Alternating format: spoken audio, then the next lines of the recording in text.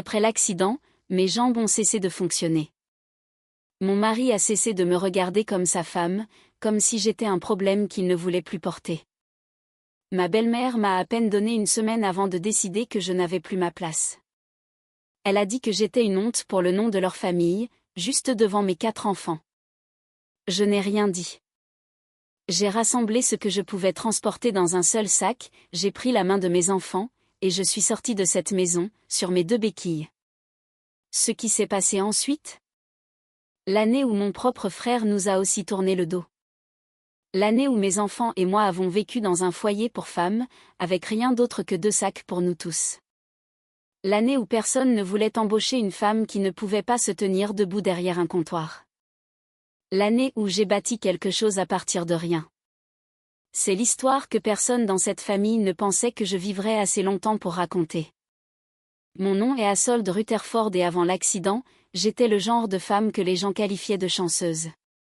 J'avais un mari nommé Tobias Kinsley, 4 enfants, Adacus, Théo, Wilhelmina, et la petite Unia, qui avait à peine 2 ans à l'époque, et une maison à 2 étages dans un lotissement tranquille près de Springfield, que ma belle-mère, Wifor Ashby, avait aidé Tobias à acheter avant même notre mariage.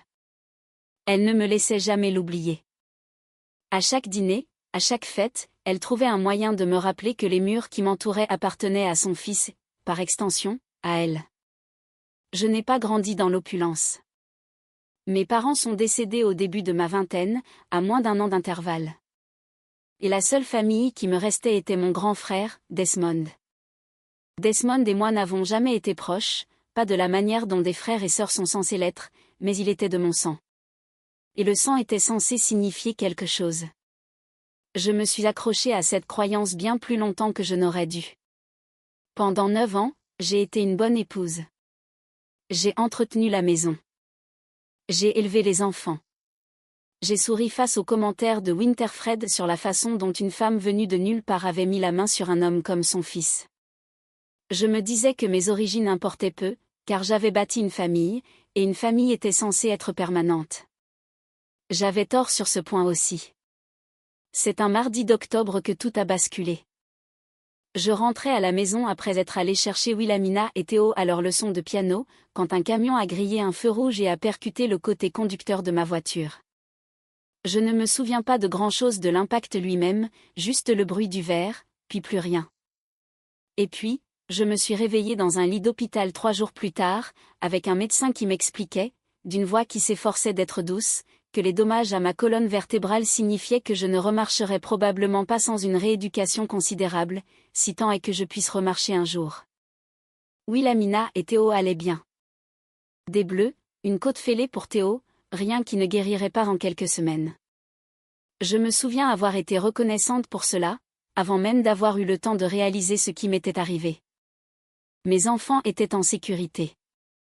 C'était la seule chose à laquelle je pouvais me raccrocher dans cette chambre d'hôpital.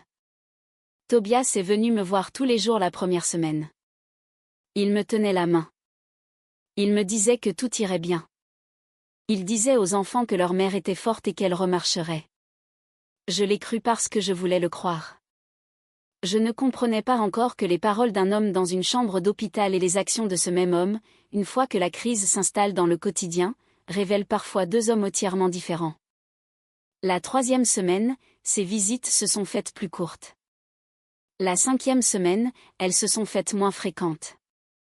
Et au moment où j'ai quitté l'hôpital, utilisant un fauteuil roulant le premier mois, puis des béquilles par la suite, alors que le médecin était encore incertain de l'étendue de ma future guérison, j'ai remarqué quelque chose dans le regard de Tobias que je n'avais jamais vu auparavant. Il ne me regardait plus comme sa femme. Il me regardait comme une tâche, comme un élément sur une liste qu'il fallait gérer, qui lui prenait du temps sur le reste de sa vie, qui le dérangeait d'une manière qu'il était trop poli au début pour exprimer à voix haute. Je suis rentrée dans une maison qui ne me semblait plus être la mienne. La rampe que Tobias avait fait installer devant la porte d'entrée était fonctionnelle, mais elle avait été construite par un entrepreneur en un seul après-midi, faite aussi rapidement et à moindre coût que possible. J'ai remarqué cela. J'ai tout remarqué durant ces premières semaines, car je n'avais rien d'autre à faire que de remarquer, assise dans mon fauteuil roulant dans le salon, pendant que le reste de la maison bougeait autour de moi comme l'eau autour d'une pierre. Wifor est venu souvent durant ces 2 premières semaines, et chaque visite ressemblait moins à une belle-mère prenant des nouvelles de la femme de son fils, et plus à un inspecteur venu confirmer que l'obstacle était, en effet, toujours là. Elle regardait mes jambes, puis Tobias, puis disait quelque chose comme « Ça doit être si dur pour toi, mon chéri. » Et elle ne s'adressait pas à moi. Les enfants ne comprenaient rien de tout cela. Pas entièrement. Adacus, mon aîné, avait 10 ans. Assez grand pour sentir que quelque chose avait changé dans la maison, mais trop jeune pour mettre un nom dessus.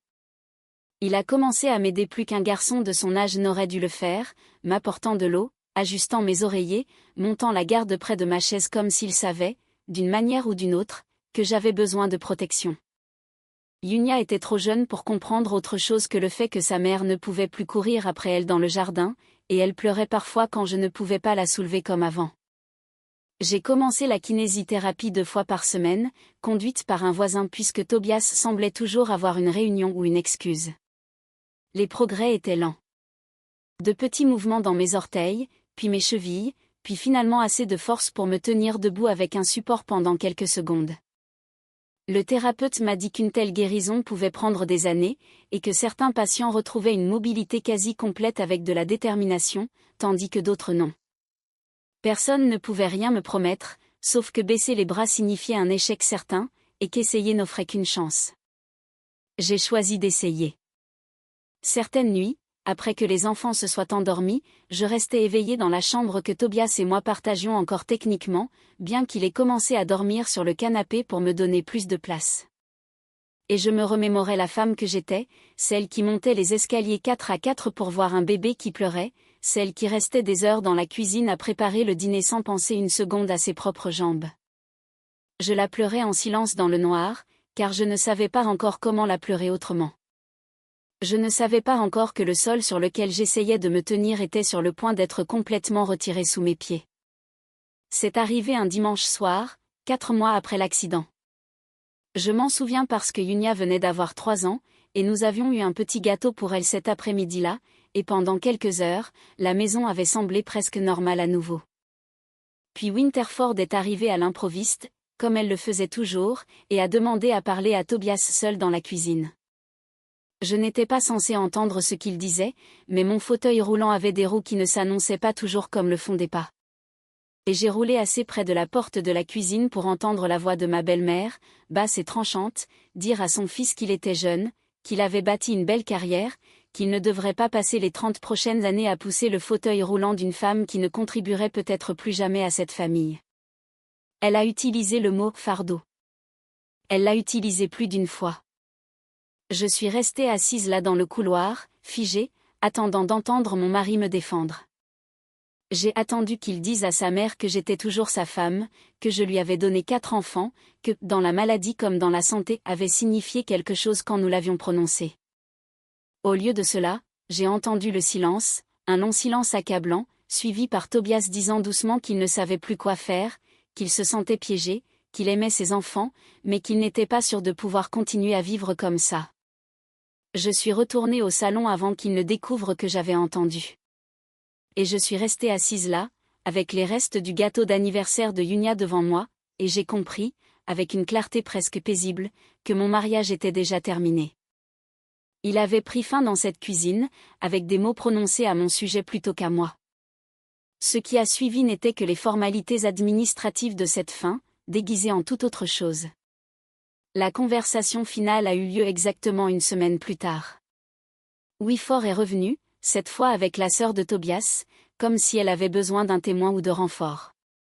Elle s'est assise en face de moi dans le salon pendant que je me tenais en équilibre sur mes béquilles, ayant troqué le fauteuil roulant pour de courtes périodes de marche avec support quelques jours auparavant, une étape importante dont j'avais été si fière, une étape que personne dans cette pièce n'a reconnue. Asolde, a dit Winterfred, joignant ses mains sur ses genoux comme si elle menait une réunion d'affaires plutôt qu'elle ne démantelait une famille. Nous devons parler de ce qui est le mieux pour tout le monde. Elle m'a dit, devant mes 4 enfants. Adacus se tenant près de ma chaise de manière protectrice.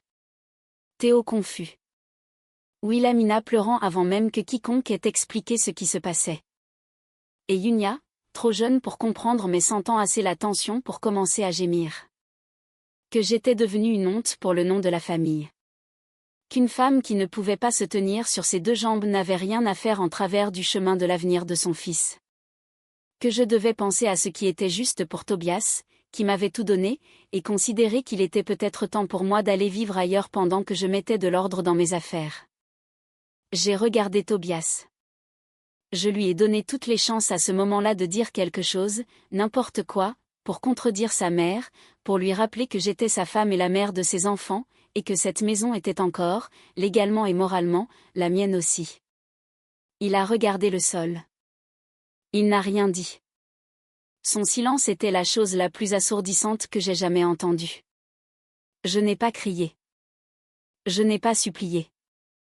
Quelque chose en moi, une réserve silencieuse de dignité que je ne savais pas que j'avais encore, a refusé de les laisser me voir craquer dans ce salon. J'ai dit, je comprends. Puis j'ai demandé à mes enfants de m'aider à faire mes bagages. J'ai rempli un grand sac de sport avec des vêtements pour moi et les enfants, tous les documents que j'ai pu trouver, les certificats de naissance, mes propres papiers d'identité, le peu d'argent que j'avais économisé avant l'accident, et rien d'autre. Pas de photographie, pas de souvenirs, rien qui m'aurait ralenti ou leur aurait donné une raison de dire que j'avais pris quelque chose qui ne m'appartenait pas. Adacus tenait la main de Yunia. Théo portait un sac plus petit avec quelques affaires des enfants. Wilhelmina s'est accrochée à ma manche tout le temps, des larmes silencieuses coulant sur son visage. Trop jeune pour comprendre pourquoi sa grand-mère faisait cela, mais assez grande pour savoir que c'était mal. Je me suis tenue en équilibre sur mes béquilles, j'ai pris une profonde inspiration, et je suis sortie de cette maison par mes propres moyens, devant la femme qui venait de me couvrir de honte aux yeux de mes propres enfants, et le mari qui l'avait laissé faire. Personne ne nous a arrêtés. Personne n'a proposé de nous conduire quelque part. J'ai appelé un taxi du coin de la rue, car je ne voulais pas que mes enfants voient leur mère mendier quoi que ce soit de plus à ces gens. Et nous nous sommes assis sur le trottoir pendant 20 minutes, dans la froide soirée d'octobre, à attendre, 4 enfants et leur mère handicapés avec tout ce que nous possédions dans 2 sacs. Je veux être honnête sur quelque chose ici. Je ne savais pas où nous allions cette nuit-là. Je savais seulement que je ne pouvais pas rester dans une maison où l'on me faisait sentir, devant mes propres enfants, que j'étais une source d'embarras. La dignité, j'ai appris cette nuit-là, est parfois la seule chose qu'il vous reste, et elle vaut plus que n'importe quel toit. Mes parents étaient partis, et je n'avais pas d'autre famille que mon frère Desmond, qui vivait à 2 heures de là dans un appartement en location avec sa petite amie de l'époque. Je l'ai appelé depuis le taxi, ma voix stable d'une manière qui m'a surprise moi-même, et j'ai demandé si les enfants et moi pouvions rester avec lui un petit moment, juste le temps que je trouve une solution. Il a dit oui, même si je pouvais entendre l'hésitation dans sa voix. Desmond et moi n'avions jamais été proches. Je pense qu'il m'en voulait que nos parents aient dépensé plus de leur argent limité pour mon éducation que pour la sienne, et ce ressentiment s'était calcifié au fil des ans en une sorte de politesse distante qui ne s'est jamais vraiment transformée en chaleur. Mais le sang est censé signifier quelque chose, et à ce moment-là, je n'avais nulle part où aller. Nous sommes restés chez Desmond pendant exactement 1 semaine. Son appartement était petit, 2 chambres pour un foyer qui devait soudainement accueillir 6 personnes, et sa petite amie a fait connaître son inconfort dès les 2 premiers jours, soupirant au bruit des 4 enfants, se plaignant des béquilles appuyées contre le mur, et faisant remarquer plus d'une fois qu'elle n'avait pas signé pour vivre dans un refuge. Le 7e jour, Desmond m'a prise à part et m'a dit, avec le malaise répété d'un homme qui avait préparé ses mots, que ça ne fonctionnait pas, que sa petite amie était dépassée, qu'il avait sa propre vie à penser, et qu'il était désolé, mais que je devais trouver un autre endroit où aller avec les enfants. Je lui ai demandé calmement s'il comprenait que je n'avais nulle part où aller, que la famille qui m'avait élevée était partie, et que la famille dans laquelle je m'étais mariée m'avait déjà mise à la porte une fois. Il a détourné le regard et a dit qu'il était sûr que je trouverais une solution, comme je l'avais toujours fait. Je me souviens avoir pensé à ce moment-là que trouver une solution était devenu la manière polie des autres de se laver les mains de mon sort. Je me souviens l'avoir regardé, mon propre frère, le seul membre de ma famille de sang qui me restait au monde, et avoir compris pour la 2e fois en 2 semaines que les personnes qui étaient censées me protéger avaient décidé que j'étais un fardeau trop lourd à porter. Je n'ai pas discuté avec lui non plus. J'avais appris à ce moment-là que supplier ne changeait rien. J'ai refait nos 2 sacs, et Desmond nous a conduits en silence à un foyer pour femmes qu'il avait trouvé en ligne, et nous a laissés à la porte. Le foyer s'appelait Restoration House, un établissement modeste qui accueillait des femmes et des enfants sans autre endroit où aller. Je ne prétendrai pas que ces mois ont été autre chose que difficiles. Nous partagions une seule chambre avec des lits superposés, nous mangions des repas selon un horaire rotatif avec une douzaine d'autres familles, et j'ai appris très vite qu'être une mère célibataire handicapée de 4 enfants me rendait presque invisible sur le marché du travail. J'ai postulé partout où je pouvais me rendre avec mes béquilles ou avec l'aide de la navette communautaire du foyer. Les magasins de détail jetaient un coup d'œil à mes béquilles et me disaient que le poste venait d'être pourvu. Les bureaux voulaient quelqu'un qui pouvait se déplacer rapidement entre les services. Les restaurants avaient besoin de personnel capable de rester debout pendant des services de 8 heures. Maintes et maintes fois, j'ai entendu une version de la même réponse, enrobée dans un langage poli qui ne masquait pas sa signification. Ils ne pensaient pas qu'une femme comme moi pouvait suivre le rythme. La nuit, après que les enfants se soient endormis dans les lits superposés autour de moi, je m'asseyais avec l'ordinateur portable donné au foyer et je cherchais n'importe quoi qui ne m'obligeait pas à me tenir derrière un comptoir ou à marcher rapidement dans un entrepôt. J'ai d'abord trouvé des petits boulots de rédaction en freelance, des tâches minuscules qui ne payaient presque rien, comme écrire des descriptions de produits pour des boutiques en ligne à 2 $ l'unité. J'ai pris absolument toutes celles que j'ai pu trouver. J'ai appris les bases de la conception graphique grâce à des tutoriels en ligne gratuits pendant les heures où les enfants étaient à la garderie supervisée du foyer. Je restais éveillée la plupart des nuits jusqu'à 2 ou 3 heures du matin, apprenant des compétences que je n'avais jamais eu le temps d'apprendre quand j'étais encore la femme de quelqu'un. Adacus, même à 10 et 11 ans, est devenu une sorte de bras droit pour moi. Il aidait Théo et Wilhelmina avec leurs devoirs fournis par le foyer, aidait à donner le bain à Yunia, et ne s'est jamais plaint une seule fois, même quand je pouvais voir l'épuisement sur son jeune visage. Je lui promettais doucement, les nuits où nous étions les seuls éveillés, que ce ne serait pas notre vie pour toujours. Je ne savais pas encore si c'était une promesse que je pouvais tenir. Je l'ai faite quand même, parce qu'il avait besoin de l'entendre et parce que j'avais besoin d'y croire moi-même. Il y a eu des nuits, durant ce premier hiver au foyer, où j'ai remis en question chaque décision qui nous avait menés là. Je m'asseyais près de la petite fenêtre de notre chambre partagée, regardant les lampadaires dehors, et je me demandais si j'avais été trop fière, trop prompte à partir au lieu de rester et de me battre pour la maison qui, après tout, avait abrité mes enfants pendant la majeure partie de leur vie. Puis je me souvenais du son de la voix de Wilfred me traitant de honte pour la famille et du silence de Tobias lui répondant, et le doute se dissipait, et une autre sorte de certitude prenait sa place. Ce n'est pas ma fierté qui nous avait mis sur ce trottoir. C'était leur cruauté. J'ai simplement refusé de la laisser être le dernier chapitre. La directrice du foyer, une femme stable nommée Georgette, qui avait vu des centaines de familles passer par ses portes, s'est intéressée particulièrement à ma situation. Elle a remarqué que je passais mes soirées penchée sur cet ordinateur portable emprunté, au lieu de regarder la télévision dans la salle commune avec les autres résidentes. Et un soir, elle s'est assise en face de moi et m'a demandé ce que je construisais exactement. Je lui ai dit, un peu gênée, que je ne le savais pas encore pleinement, seulement que je refusais de passer le reste de ma vie à postuler pour des emplois qui me rejetaient avant même que j'aie fini ma phrase sur le fait d'avoir besoin de béquilles. Elle m'a dit quelque chose qui m'est resté pendant des années, que le monde continuerait à me dire non, jusqu'à ce que je construise quelque chose qu'il n'aurait plus le pouvoir de rejeter. Je n'ai compris tout le poids de ces mots que bien plus tard. Mais je ne les ai jamais oubliés. L'argent était un souci constant et écrasant durant ces premiers mois. 2 $ pour une seule description de produit signifiait que je devais en écrire près de 30 juste pour couvrir une semaine de couches et de fournitures scolaires.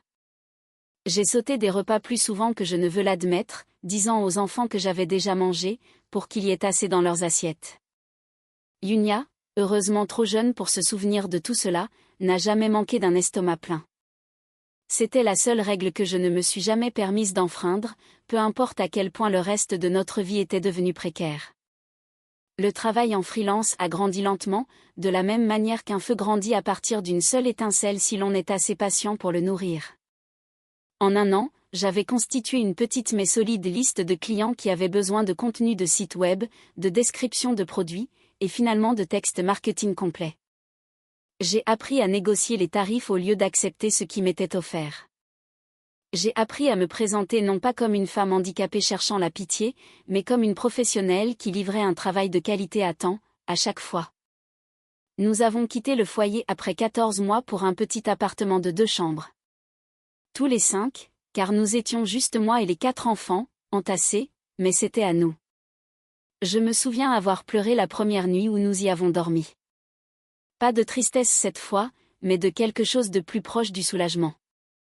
C'était petit. C'était usé sur les bords, mais personne ne pouvait me dire de partir. Les années qui ont suivi se sont confondues, de la manière particulière dont le travail acharné le fait quand on est trop occupé à survivre pour remarquer le temps qui passe. J'ai créé une petite agence de contenu depuis mon appartement, embauchant 2 autres freelances en 3 ans pour m'aider à gérer la liste croissante de clients. Il y a eu des revers en cours de route dont je ne parle pas souvent. Un client qui a disparu, me devant 2 mois de paiement. Un propriétaire qui a failli nous expulser lorsqu'un projet est tombé à l'eau et que le loyer est arrivé à échéance avant que la facture ne soit réglée. Une période de maladie qui m'a empêché de travailler pendant près de 3 semaines et a épuisé le petit matelas d'économie que j'avais si durement constitué. Chaque fois, je me disais la même chose que j'avais dite à Adacus dans le foyer, que ce ne serait pas notre vie pour toujours. Et chaque fois, d'une manière ou d'une autre, nous retrouvions notre équilibre. Wilhelmina a commencé à exceller à l'école pendant ces années, découvrant un talent pour les mathématiques qui me rendait fière d'une manière que je n'avais pas les mots pour exprimer. Je me souviens d'être assise à une réunion parents-professeurs, marchant encore avec une canne à l'époque, et d'entendre son professeur la décrire comme l'une des élèves les plus brillantes du district, et de devoir m'excuser pour aller dans le couloir afin que mes enfants ne me voient pas pleurer pour autre chose que du chagrin, pour la première fois depuis des années. Théo est devenu plus silencieux mais plus stable, développant un intérêt pour la construction de choses avec ses mains, réparant tout ce qui se cassait dans notre petit appartement avant même que je ne le remarque, comme s'il s'était donné pour mission personnelle de s'assurer que rien dans notre maison ne se sente plus jamais négligé. Adacus, qui avait porté tant de responsabilités si jeune, s'est lentement autorisé à redevenir simplement un adolescent, bien qu'il n'ait jamais complètement abandonné l'instinct protecteur qu'il avait développé dans cette première maison, celui qui le poussait à vérifier les serrures 2 fois chaque soir avant de se coucher. Yunia, qui avait été trop jeune pour se souvenir de grand-chose de ce qui s'était passé dans cette première maison, a grandi en croyant qu'une mère forte qui utilisait parfois une canne était simplement ce à quoi ressemblait la normalité. Et je n'ai jamais été plus reconnaissante pour quoi que ce soit que pour son innocence. Ma guérison physique a continué en parallèle de l'entreprise. J'ai poursuivi la kinésithérapie chaque fois que je pouvais me le permettre, et lentement, sur des années plutôt que des mois, j'ai retrouvé la plupart de ma mobilité. La 5e année, je pouvais marcher sur de courtes distances sans béquilles, bien qu'une légère boiterie soit restée, un rappel permanent gravé dans mon corps de la nuit où tout a changé. J'ai cessé de voir cette boiterie comme une marque de ce que j'avais perdu, et j'ai commencé à la voir comme la preuve de ce à quoi j'avais survécu. La 6e année, mon agence de contenu avait suffisamment grandi pour que je puisse arrêter complètement le freelance et simplement gérer une petite équipe, acceptant des clients d'entreprise plus importants qui payaient régulièrement et bien. J'ai économisé chaque dollar que je pouvais raisonnablement, vivant modestement même si l'entreprise se développait, car j'avais un objectif que je ne me suis jamais permis d'oublier, une maison à moi, avec mon nom sur les papiers, que personne ne pourrait plus jamais nous dire, à moi ou à mes enfants, de quitter. La 7e année, j'ai acheté cette maison. Une maison modeste dans un quartier calme, rien d'extravagant, mais la mienne, achetée entièrement avec l'argent que j'avais gagné de mes propres mains et de mon propre esprit, après que tous ceux qui étaient censés me rattraper m'aient laissé tomber. Je me souviens d'être debout dans le salon vide le jour où nous avons eu les clés, mes 4 enfants, maintenant adolescents et préadolescents autour de moi, et de sentir quelque chose s'apaiser dans ma poitrine que je n'avais pas ressenti depuis avant l'accident, la simple et tranquille certitude de la sécurité. J'avais aussi, quelque part autour de la 3e année après le foyer, demandé le divorce de Tobias. Je ne me suis pas battue pour la maison que nous avions laissée derrière nous, et je n'ai pas demandé de pension alimentaire pour moi.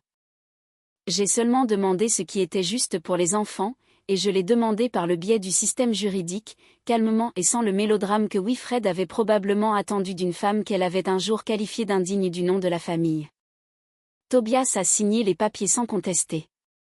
Et je me souviens avoir ressenti, en renvoyant les derniers documents, non pas de la tristesse, mais une sorte de clôture silencieuse, le sentiment d'une porte qui pouvait enfin se fermer complètement, au lieu de rester entr'ouverte sur un gond cassé pendant des années. Le divorce a été finalisé discrètement, une formalité clôturant un chapitre qui, en vérité, avait pris fin la nuit où j'ai entendu le silence de mon mari dans cette cuisine. Je n'ai pas tout raconté à mes enfants sur leur père pendant ces années. Je leur ai laissé garder les souvenirs de lui qui étaient encore tendres, et je n'ai jamais parlé en mal de lui devant eux, même quand cela aurait été facile. Je voulais qu'ils se forgent leur propre opinion de lui en grandissant, plutôt que d'hériter de la mienne. C'était, je pense, l'une des disciplines les plus difficiles que j'ai pratiquées pendant tout ce chapitre de ma vie, réprimant la colère à laquelle j'avais droit pour le bien de 4 enfants qui méritaient de parvenir à leurs propres conclusions, en leur temps. J'ai appris par des connaissances communes, au fil des ans, que Tobias s'était remarié environ 2 ans après notre divorce, avec une femme plus jeune que moi, que Wilfred avait apparemment approuvée sans hésitation. Je n'ai rien ressenti en apprenant cette nouvelle, ce qui m'a surprise plus que tout. Je m'attendais à de la colère, ou du chagrin, ou une douleur persistante. Au lieu de cela, j'ai seulement ressenti le soulagement tranquille d'une femme qui avait déjà dépassé le besoin de l'approbation de quiconque. Ce que j'ai appris plus tard, et que je partage maintenant non par cruauté, mais simplement parce que cela fait partie de l'histoire, c'est que ce mariage n'a pas été le nouveau départ que Tobias avait espéré. Les nouvelles voyages, même des années plus tard, à travers les petits cercles qui reliaient autrefois nos vies, et j'ai entendu dire que sa deuxième femme l'avait quitté après 4 ans, fatigué, disait-on, d'un homme qui se plaignait constamment et donnait peu en retour. La même froideur silencieuse, semblait-il, que j'avais autrefois prise pour de l'amour avant de comprendre ce que c'était vraiment. Peu de temps après cette deuxième séparation, Tobias est tombé gravement malade, une condition qui a nécessité des soins médicaux intensifs et un traitement à long terme.